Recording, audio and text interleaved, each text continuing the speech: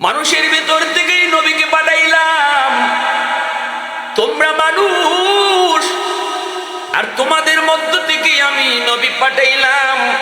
কারণ হলো মানুষের বৈশিষ্ট্য যেন আমার রসুলের জীবনেও থাকে। মানুষ, আমার রসুল তিনিও মানুষ। কেন? তোমরা মানুষ হিসাবে যত যা কিছু করো, মানুষ হিসাবে তোমাদের বিয়ে শাদী দরকার, মানুষ হিসাবে তোমাদের খাওয়া দরকার, মানুষ হিসাবে তোমাদের ব্যবসা বাণিজ্য দরকার, মানুষ হিসাবে চাকরি বাকরি দরকার, মানুষ হিসাবে তোমার এই মেম্বারি দরকার। আল্লাহ কয় আমি রসুলকেও মানুষের ভিতর থেকে পাঠাইছি যেন আমার নবীর জীবনেও তুমি তোমার জীবনের সব খুঁজে পাও।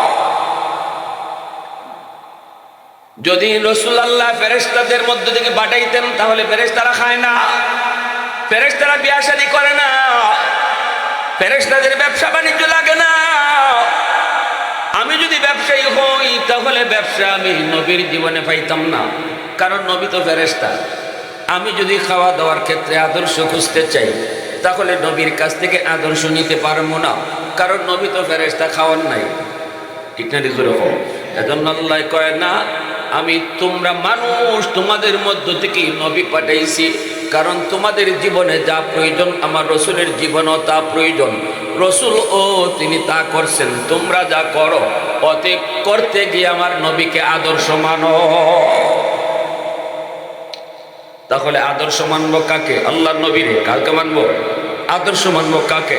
নবীকে আদর্শ মানবো। ঠিক কিনা জোরে বলেন?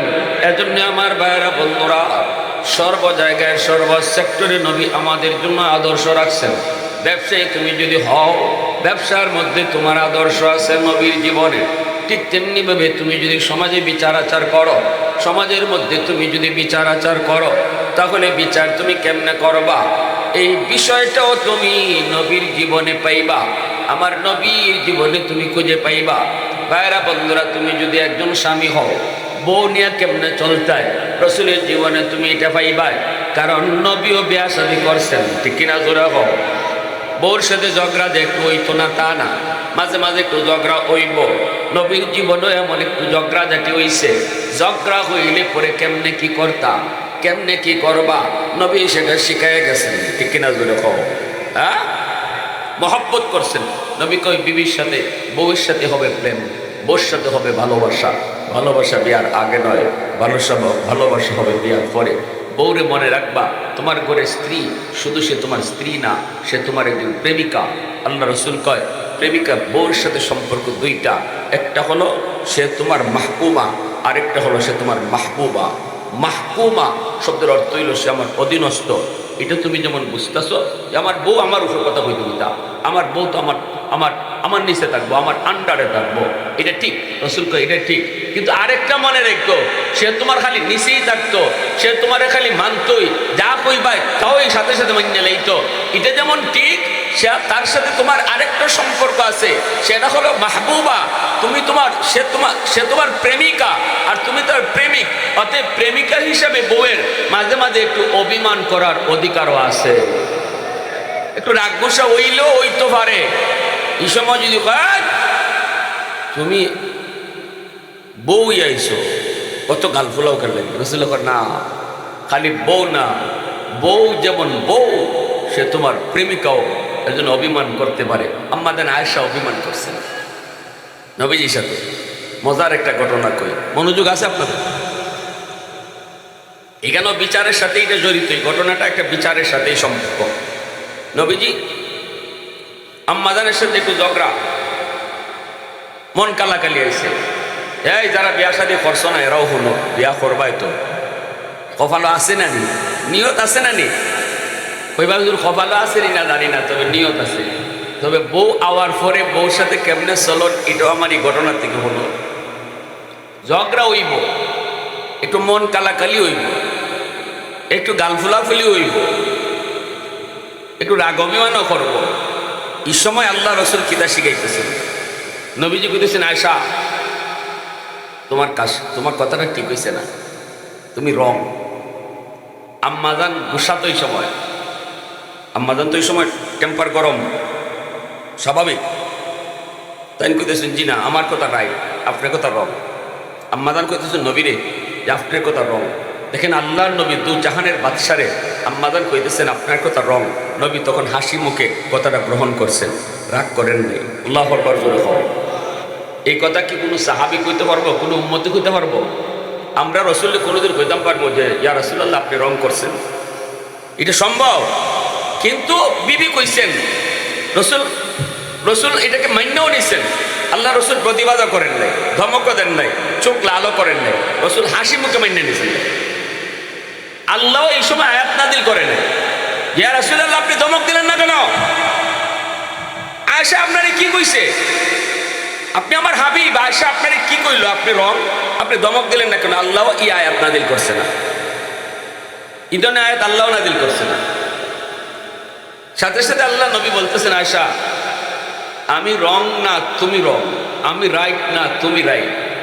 এখন তো তোমার মাথা একটু গরম, বুঝতে না বিষয়টা। চলো আমরা একজন বিচারক ডাকি, একজন বিচারক ডাকি, বিচারক আইয়া বিচার করুক। কারে আনতাম? আম্মাদান গুসায় কোন আপনার যারে মন চান, যারে মন চা। আল্লাহ রসুল কই তোমার আব্বারে আনবি। আম্মাদানের আব্বা কেডা জানেননি? আম্মাদান আয়েশা সিদ্দিকা, আবু বকর সিদ্দিক রাদিয়াল্লাহু তাআলা আনহু, ঠিক না? তাহলে আবু বকর সিদ্দিক রাদিয়াল্লাহু তাআলা আনহুর মেয়ে যদি আম্মাদান আয়েশা হল, আবু বকরের সাথে নবীজির সম্পর্ক কিতা? শ্বশুর জামাই। শ্বশুর কেটা জামাই কেটা? এই যুবক, একজন যুবককে বলো শ্বশুর কেটা জামাই কেটা? আবু বকর সিদ্দিক শ্বশুর আর নবী। এগুলা তো ইসলামের মূল প্রাথমিক জ্ঞান, এগুলো তো বেসিক নলেজ। আপনারা আমি মুফতি সাহেব হইতে কই না, মুফাসসির হইতে কই না, কিন্তু এই যে সাধারণ জ্ঞান মুসলমান হিসাবে, আই এম অ্যাজ এ মুসলিম, এতটুকু তো আমার জানা থাকা দরকার। আল্লাহ রাসূল সাল্লাল্লাহু আলাইহি ওয়াসাল্লাম বলতেছেন আয়েশা তোমার আব্বার একদিন। আম্মাদান তো খুশি, দুনিয়াতে এমন কোনো বউ আছে যে বউয়ের বিচারক আইতেছে তার আব্বা খুশি হইতো না? হ্যাঁ, মনে মনে মহা খুশি, আমার আব্বা তো আমার পক্ষেই মানবা, ঠিক না নি? আমার আব্বা তো আমার পক্ষেই কথা বলবা, ঠিক আছে আনুই। রসুল খবর দিয়েছেন আবু বকর সিদ্দিককে। সিদ্দিক আকবর আসছেন, আসলে পরে নবী বলতেছেন মা বোনেরা যারা আছেন তারাও শুনেন, শুনেন একটু। সংসার তো করতেছেন, করবেন, কিন্তু সংসারের আদর্শটা রসুল কি রাখতে গেছেন শুনেন একটু মন দিয়ে। জামাই যারা আছো, ঝগড়া হইলেই বাংলা গাইল দিতায় না। নবীজি কিন্তু এখানে মন খারাপও খালি করছেন না, তো না ওই বাসাও খারাপ রসুল করেন নাই। রসুল হাইসা হাইসা ঝগড়া করতেছেন আম্মাদানের সাথে। রসুল এতটুকু বলছেন আয়েশা তুমি রং করছো। আম্মাদান কইতেছেন আমি রং না, আপনি রং করছেন। রসুল এরপরও ভাষায় বুঝাইতেছেন ভাষা খারাপ করো না, বউ যদি কখনো কোনো কথা তর্ক করে স্বামীর উচিত না ভাষা খারাপ করা, ঠিক না নি? আমরা তো বাংলা গাইল মারি, ঠিক না? আবার কেউ আছে খালি গাইলেই শেষ না, ভাজুন লইলায় লাঠি লইলায় বন্ধের ভাজু, ঠিক না নি? আবার কেউ আছে আরো বাইরে জায়গা রাখতাম না তোরে, তালাক দিলাইনি। সাবধান, তালাক শব্দ মুখ দিয়ে কখনো আনা যাবে, কখনো আনা যাবে না। তালাকটা যদিও আল্লাহ হালাল করছে, কিন্তু নিকৃষ্টতম হালাল। তালাক শব্দটা মুখ দিয়ে বাইরে নি মাত্রই আল্লাহর আরশটাকে তুলবে।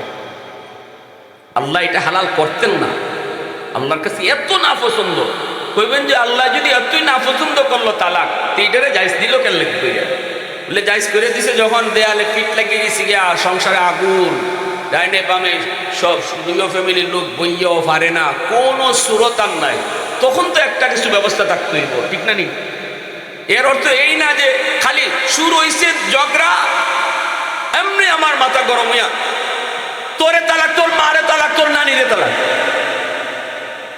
ঠিক না? কেউ দিতে দিতে 14 গোষ্ঠী। আর কিছু বেটিনও আসেন এমন ঝগড়া জামাইয়ের সাথে খালি লাগছে, আচ্ছা জামাই দুই কথা যদি কইয়া লাগে, তুমিও মনে রাখতে হয় সে তোমার স্বামী, সে তোমার হাকিম একটা সম্পর্ক, আরেকটা সে তোমার হাবিব, সে তোমার বন্ধু। এই হিসাবে যদি একটা গালি দেলায় কদম করে নিতে হয়। কিছু মহিলাও এমন আছেন মা বোনরা, আপনার মনে কষ্ট নিয়েন না, দুই কথা হওয়ার পরেই মহিলার পক্ষ থেকে গাই হয়, তোর বাপের করিলে তালাক দে।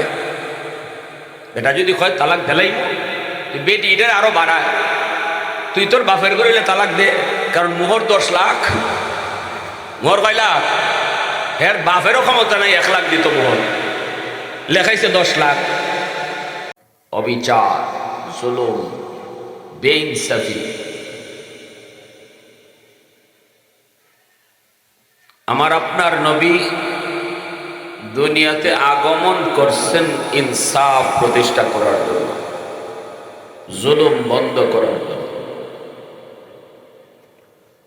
আল্লাহ রসুল যে সময়টাতে এসেছেন সে যুগটা ছিল জাহিলি যুগ, অন্ধকার যুগ। পৃথিবীর মানচিত্রে সভ্য জগৎ আরব নামে কোনো দেশ আছে চিনতই না, এতটা বর্বর ছিল তারা, যার কারণে অন্ধকার যুগ বলা হয়। অল্পতে মারামারি, কাটাকাটি,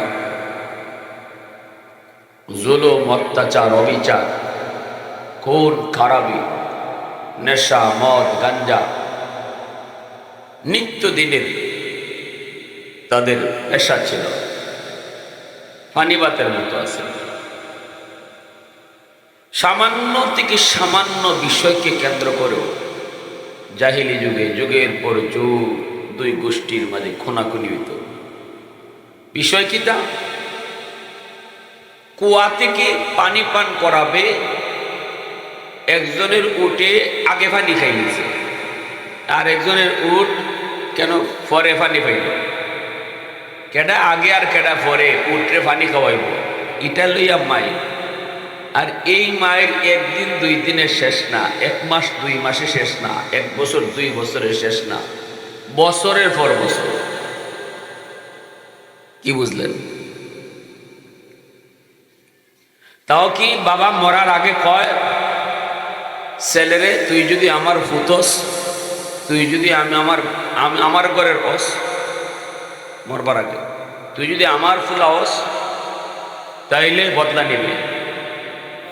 নওয়াজুবিল্লাহ যখন কি যা কথাটা মরার আগে কই যায়, ওসিয়ত করে যায়, তুই খুন করবে, বদলা নিবে। আমি বদলাটা নিতাম পারছি না, তুই আমার ঘরের ফুলা হইলে বদলা নিবে।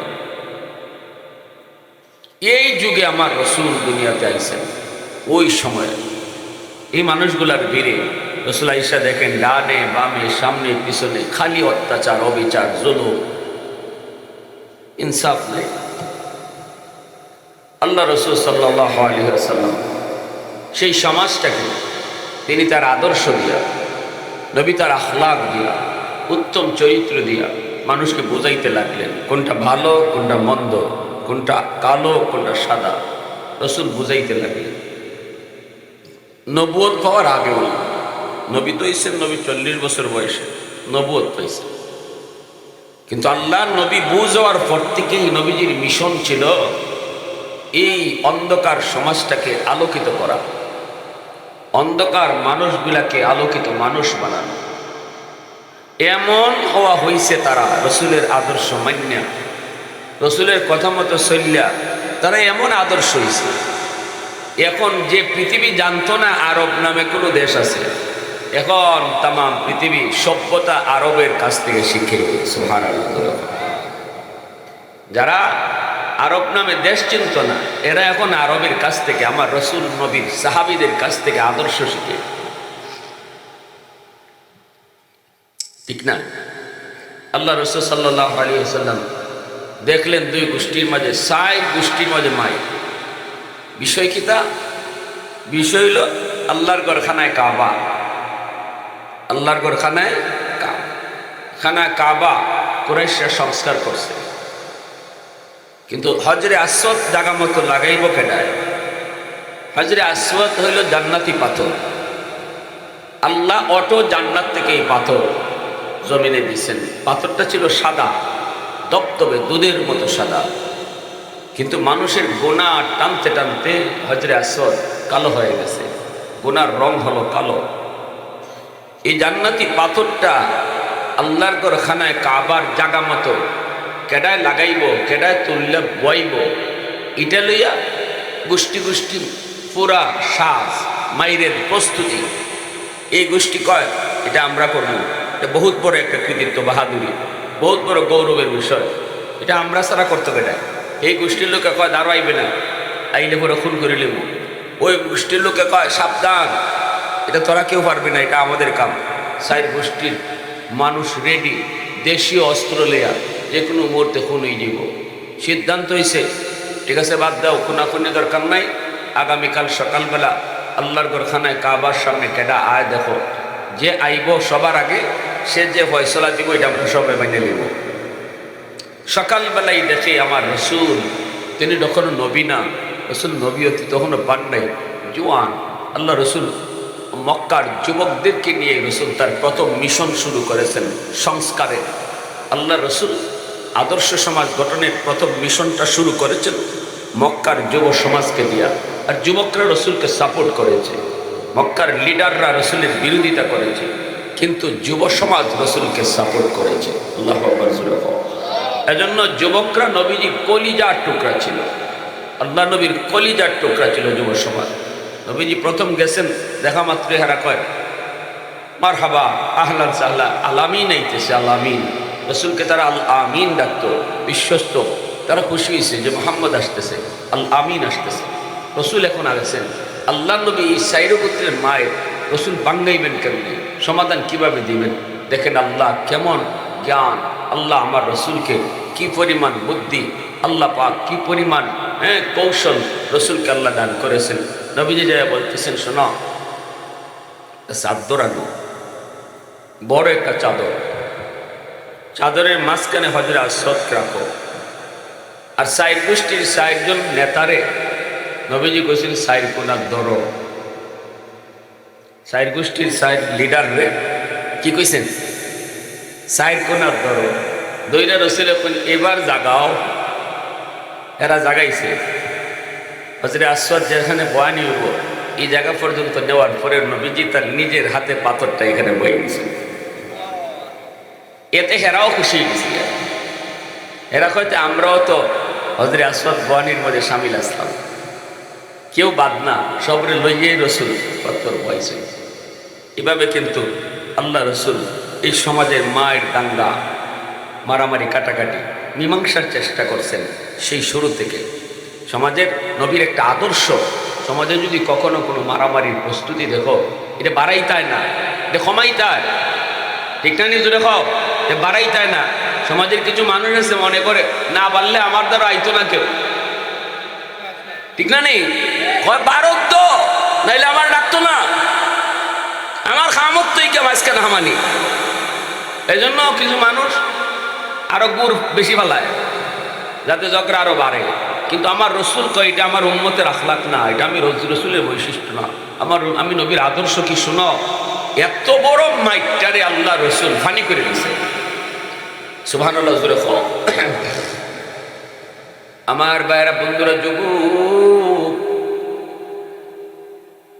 দ্বীনের নবী, মায়ার নবী আমাদের জন্য সর্ব সেক্টরে আদর্শ রেখে গেছেন। তুমি রাষ্ট্রনায়ক হও অথবা তুমি একজন ঘরের পরিচালক হও, রান্নাঘর থেকে নিয়ে একদম সংসদ ভবন পর্যন্ত, দোকানদারি থেকে নিয়ে ব্যবসা বাণিজ্য থেকে নিয়ে চাকরি বাকরি, হাওরে বন্দর, সর্ব জায়গায় মানুষের জীবনে যত যা কিছু প্রয়োজন রে যুবক, সকল জায়গায় নবী তার আদর্শ রেখে গেছেন। ঠিক কিনা জোরা কও। আল্লাহ পাক কয় লাকাদ মান্নাল্লাহু আলাল মুমিনিন ইয বাআসা ফীহিম রাসূলাম মিনহুম। আল্লাহ কয় দুনিয়ার মুমিনের দল, তোমাদেরকে আমি আল্লাহ যত নিয়ামত দিয়েছি, সমস্ত নিয়ামতের ভিতরে সবচেয়ে বড় নিয়ামত হলো আমি তোমাদের মধ্য থেকে তোমাদের মাঝে আমার রাসূলকে পাঠাইছি।